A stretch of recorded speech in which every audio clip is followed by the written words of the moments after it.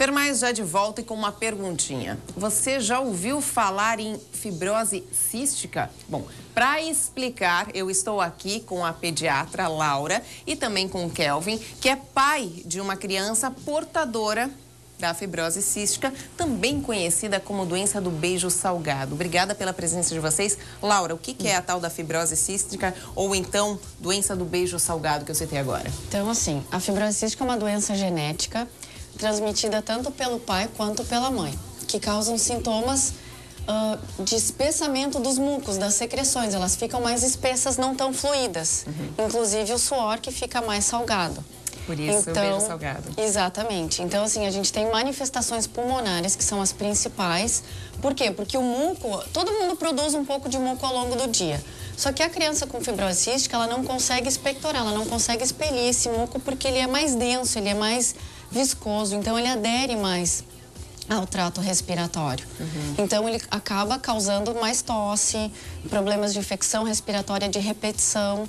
Então, essa é mais do ponto de vista da parte respiratória. A gente tem também problemas intestinais.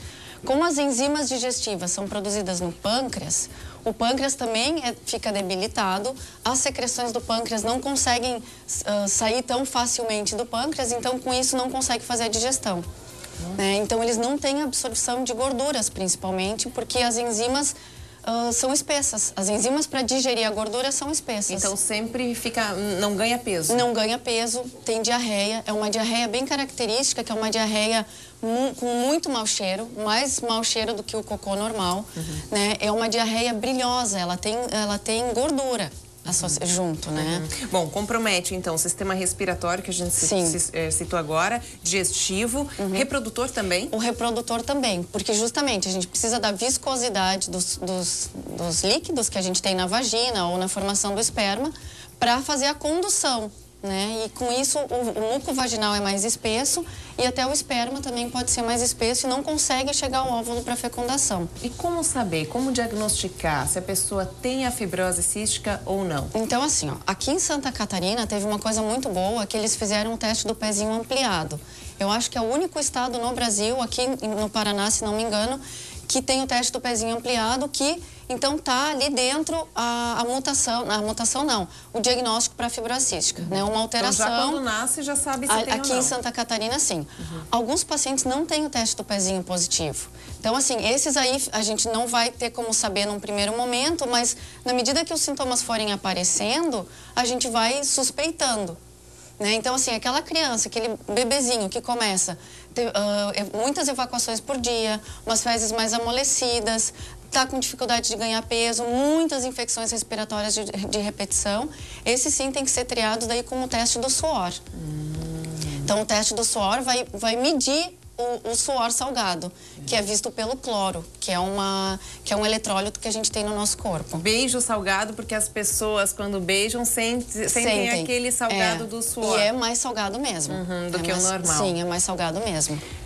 Kelvin, como você descobriu que a sua filha, então, tinha? Já nesse teste do pezinho, assim que ela nasceu? Ela tem 3 anos hoje, né? Exatamente. Ela nasceu no dia 5 de fevereiro de 2010 e logo na sequência foi feito o teste do pezinho e ligaram para nós para fazer a recoleta do teste do pezinho com suspeita de fibrose cística.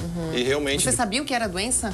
A única coisa que eu sabia da doença é a fibrose cística, a doença do beijo salgado. Eu só sabia isso. Eu não sabia o que ela desencadeava nas pessoas, tá? Eu só sabia esse slogan que a gente usa hoje. Então, a gente fez a segunda coleta do teste do pezinho, veio a confirmação e depois fizemos mais 3 testes do suor, tá? Isso com questão de um mês e pouquinho. Tá, ok. Sabendo que ela era portadora, então, da fibrose cística, quais foram os tratamentos que vocês buscaram e como é o dia a dia, a vida da sua filha? Assim, ó, para quem convive com ela, percebe que ela é uma criança normal, tá? Aparentemente, você não percebe nenhuma mudança nela. É uma criança normal, tá? Ela tem o seu dia a dia normal. O que muda para ela são algumas situações, né? Tipo, refeição. Tem que tomar enzima pancreática para conseguir que o intestino faça a absorção dos nutrientes, porque o pâncreas dela não funciona. Aí tem nebulizações, né? Com soro fisiológico e uma hipertônica, a gente fala. Por causa do sistema respiratório. Isso, e agora estamos inserindo nela, com 3 anos e meio, um medicamento chamado Pulmozyme, tá? E além disso, teria que se fazer a fisioterapia pulmonar, que fazer isso em criança não é fácil. Então a gente tenta fazer alguma atividade física com ela para que ela não precise fazer a fisioterapia. Então hoje lá na nossa casa tem uma cama elástica, ela fica pulando lá para que ela consiga ter um pulmão forte para evitar essas infecções do pulmão. Por isso, quanto antes diagnosticado, melhor. E daí assim como a filha do Kelvin e quem é portador dessa doença, vai ter que se tratar para o resto da vida, Laura? Sim, a doença não tem cura, porque justamente é uma doença genética e tem que fazer o tratamento diário. E essa que é a grande briga, na verdade, né? Porque na criança a gente ainda consegue que os pais façam o tratamento. Agora, quando eles começam a se dar conta, assim, eu não aguento mais fazer a nebulização, eu não quero mais fazer a fisioterapia respiratória, é quando eles começam a piorar também. Porque daí eles já estão tomando conta da sua vida, né? Mas é um tratamento diário e contínuo. Tá, tem gente que acaba descobrindo mais tarde? Sim. E aí? Porque assim, é uma doença genética, como eu falei, existe uma mutação que causa isso.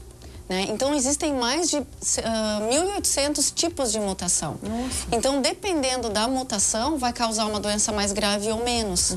Então, por isso que tem adultos que se descobrem fibrocísticos, né? Então, por que eu não descobri de criança? Porque justamente era uma mutação, mas de uma forma mais leve da doença. Às vezes, nunca ganha peso, é estéril, porque acaba levando a isso também, né? Tem problemas respiratórios, muita produção de muco, não sabe o que é, depois vai descobrir que é portador, então, da fibrose cística que a gente está citando aqui.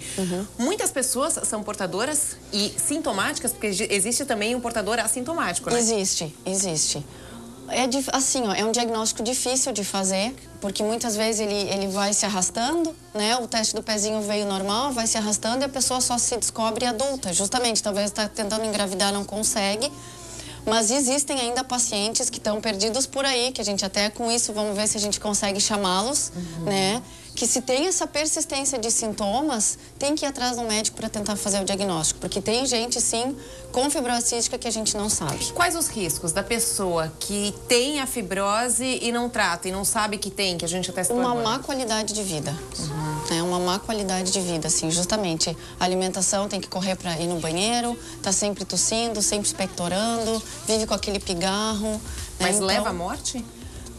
Pode levar, nos casos graves pode levar. Porque afeta todos esses sistemas, esses órgãos que a gente citou agora. Exatamente. Bom, vocês dois estão com uma camiseta especial, a CAN. Contem-me, o que vai acontecer em prol dos portadores dessa doença? Nós vamos realizar agora em Blumenau, no dia 18, né, amanhã, a segunda macarronada beneficente da ACAN. Tá? Vai ser realizado no Corpo de Bombeiro da Rua 7 de Setembro. A CAN é? Associação Catarinense de Assistência Mucoviscidótica. Nossa.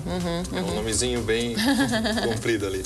Então a gente vai fazer agora a segunda macarronada no dia 18, amanhã, aqui em Blumenau. Que horas? Vai ser a partir das 11h30 até as 2 horas da tarde. Então, gente, se você quiser colaborar com essas pessoas, tá aí, vai acontecer essa macarronada, você aproveita, se delicia também com o macarrão, com uma boa macarronada e, lógico, também vai estar contribuindo, vai estar ajudando. Os ingressos custam quanto? R$10. R$10, então. Comprando, pode comprar na hora ou então com você mesmo, né? A gente vai ter alguma coisa na hora também. A gente tem um limite de fazer X macarronadas, né? Então a gente chegou naquele ponto, a gente pretende vender 1000 macarronadas amanhã. Onde vai acontecer? No Corpo de Bombeiro, na Rua 7 de Setembro. Na Rua 7 de Setembro, Corpo de Bombeiros aqui em Blumenau. Exatamente. Seu contato para quem quiser comprar com antecedência? 91 17 62 12. 91 17 62 12. Exatamente. Tá certo. Muito obrigada, Kelvin, Laura, pelas explicações aqui no nosso programa, tá?